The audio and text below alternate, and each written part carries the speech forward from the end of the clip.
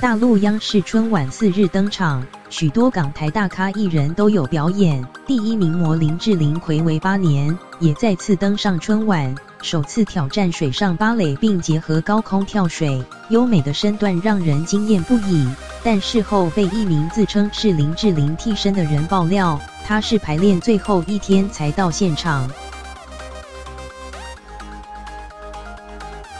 对此，林志玲经纪人澄清，90%都是亲自完成的。从小学过芭蕾舞的林志玲，这次跟表演团携手带来水上芭蕾，绽放如仙女般的身姿与高难度的动作，让许多观众赞赏不已，更被人封为春晚最美画面。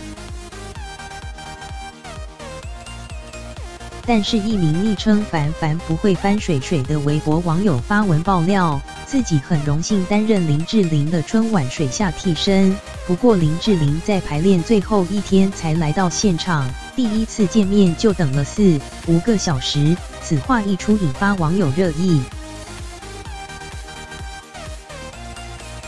不过，据苹果日报报道，林志玲经纪人指出，经过导演组审慎考量，一些高度专业的动作确实由专业选手来代替完成，但整段节目有90%是由林志玲亲自完成，10%才是专业替身。而林志玲也很感谢所有台前幕后辛苦的选手、表演者以及工作人员，没有大家努力，不可能完成这样完美的绽放。因此，掌声是大家共同努力获得的，荣耀更是属于团队每一个人的。